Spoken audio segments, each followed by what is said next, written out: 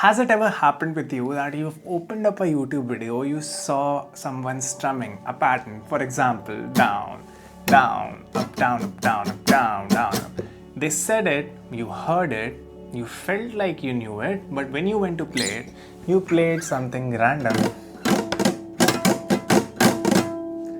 and you get confused. Okay, this guy played the same thing, down, down, up, down, up, down, up, down, down, up. I did the same thing, but it did not click. Or does it happen with you that when you're doing a certain strumming pattern, you lose track of it? While you are playing, it messes up very much. You're unable to follow it through very well. And these things become super evident when you're trying to play with someone else or trying to sing along with it.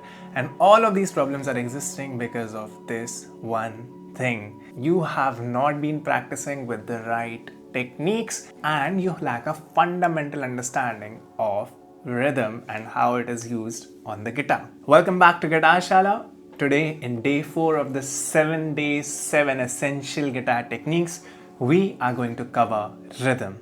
Let's get started. So, what exactly is the meaning of the word rhythm? Well, you see, in music, we decorate time. Just like an artist is decorating a certain space they draw on a canvas, musicians, we are decorating time. And how do we decorate time? By dividing it into equal spaces. Just like when an artist is trying to draw on a canvas, they draw a certain grid which they follow for their perspectives, right? When they're trying to draw a face, they draw a certain grid like this, right? And they follow upon that. We musicians follow on the grid of rhythm. What is this grid of rhythm made up of? Well, rhythm is fundamentally made up of something which we call as beats. What exactly are these beats? What do we mean by a beat? Well, you see, when you're listening to certain music, you are able to bob your head along to it. You are able to snap your fingers to it. You are able to dance to it. That's because there are certain points in that song at which the drum plays at the same time. A line of the song starts. At the same time, there's a strum on the guitar. Such points where different elements of music are coming together at once. They are aligned on certain beats. Such points are known as beats. Alright? These are nothing but points of alignment.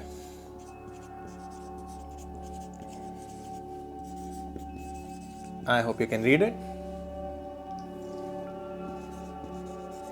I love teaching like this on a board. So how exactly do we use these grids? Let's move over and see that. So there's a term that is known as the time signature. And it is written like this. For example, 4 by 4. This just shows us that there are 4 beats repeating 4 times. So this is the number of beats and this is the amount of repetitions that those beats are going through. There can be another example of this. For example, 3 by 4. 3 by 4 would mean there are 3 beats that repeat 4 times. How would we count 3 by 4? We would count 1, 2, 3, 1, 2, 3, 1, 2, 3, 1, 2, 3. That is 3 beats 4 times. How would we count 4 by 4? We would count 1, 2, 3, 4, 1, 2, 3, 4, 1, 2, 3, 4, 1, 2, 3, 4. 4 beats counted 4 number of times is 4 by 4. So this is how it works. For now, let us take the time signature of 4 by 4, which is mostly found in modern day music, and see how we form strumming patterns based on that.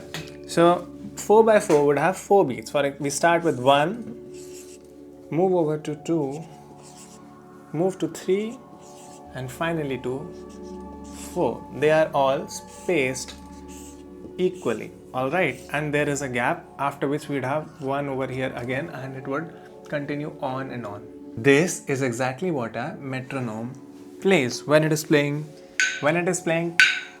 take, take, take, take, it's basically saying 1, 2, 3, 3, 4.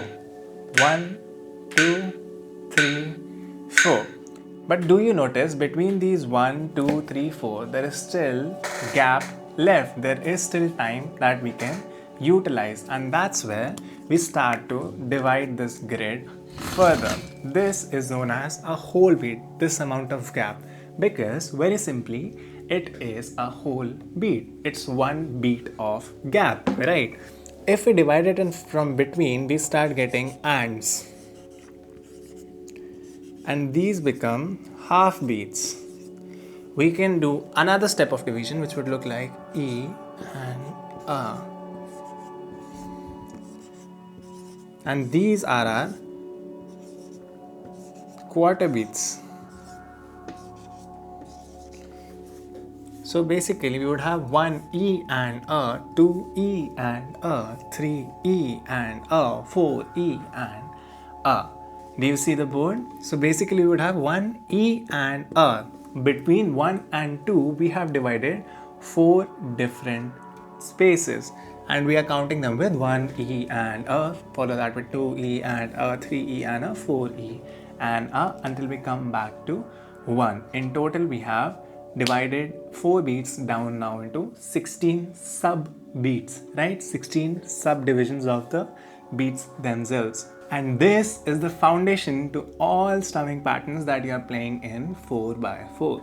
And how do we actually play it? Well, we play 1 E and A, where 1 goes down, E comes up, and goes down, A comes up. Alright, so it's 1 E and A, 2 E and A, 3 E and A, 4 E and A. Alright, just spend some time getting comfortable with this and then start your metronome. So what do you actually do on your metronome? Start slow on 60 BPM, okay? Now this metronome is giving me beats. I start counting 1, 2, 3, 4. 1, 2, 3, 4. Okay? Quarter beats like 1 E. 1 E and a 2 E and a 3 E and a 4 E and a 1 E and a 2 E and a 3 E and a 4 E and a 2 E and a 3 E and a 4. Now 1 E and a 2 E and a 3 E and a 4 E and a.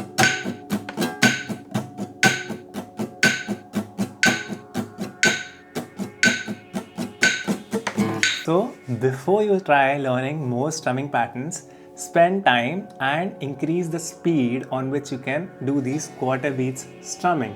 Once you're comfortably doing it at 120 BPM, I can assure you, you can play any strumming on these quarter beats that exists. Coming over to actually playing strumming and how it is connected to these quarter beats, let's see that now. So there's a very common and popular strumming pattern which goes like down, down, up, down, up, down, up, down, down, up. What actually is happening in this strumming pattern? Let's try connecting it to these quarter beats. While most of YouTube will just write the strumming pattern as down, down, up, down, up, down, up, down, down, up, and expect you to play it, how this is fit onto the grid that we just built. So let's first write down our grid. We have 1 E and A, 2 E and A, 3 E and A, 4 E and A, where 1 is a down, E is a up, down, up, down, up, down, up, down, up, down, up, down, up, down, up. When we are playing down, down, up, down, up, down, up, down, down, up, what we are actually doing is playing 1, 2, a 3 E and a 4 and a. This is actually what is down, down, up, down, up, down, up, down, down, up. You see how precisely there are gaps. This gap is a smaller gap, but this gap is much larger. That is what you do not get when you just write down, down, down, up, down, up, down, up, down, down, up in terms of D and U's. So now that you know the strumming is laid out like this, you have fit that strumming on the grid. How do you actually practice it? Let's see. We're going to bring back the metronome and start playing it. Now we count, we say this on top of the metronome. So what is it actually? So it's 1, 2, a 3 and a 4 and a 1, 2, a 3 and a 4 and a down, down, up, down, up, down, up, down, down, up, down, down, up, down, up, down, up, down, down, up, 1, 2, a 3 and a 4 and a. You see, now it is doing this. So what do we actually do now? Let's see. So down, down, up, down, up, down, up, down, down, up, down, down, up, down, up, down, up, down, down, up, down, down, up, down, up, down, up, down, down, up.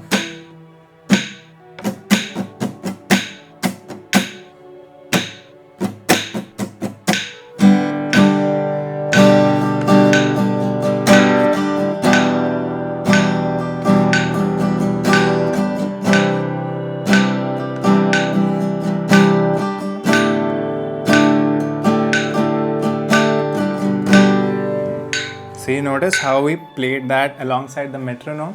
That is how you practice. So if you are doing a strumming pattern, step number 1, break it down into its grid. Step number 2, learn to use that grid pattern along with the metronome. First, vocalize it, understand it. Step number 3, actually play it slow. On the BPM, set 60 BPM in the metronome and start practicing with that. A little bit later on, increasing 10 BPM at a time, take it from 60 BPM all the way up to 120 BPM over a period of a week, and you will notice you have completely mastered that strumming pattern. No matter where it comes up, you are able to play comfortably, you are able to sing along with it a lot more comfortably, you know how to change chords on it more comfortably. Everything is going to become a lot better once you practice with the metronome and apply all the fundamentals to it. So this was an introduction onto how I teach strumming and rhythm. If you are interested in more such lessons, I have my paid courses in which I break down a lot of different strumming patterns like this. So you can join that if you are interested. The links will be in the description. Other than that, I shall see you all in day 5 tomorrow with some more essential techniques. Do subscribe to the channel. Let me know in the comments section what you would like to see from my side, and also share it with more guitarist friends. I shall see you all in the next one. Until then, keep practicing. Bye bye.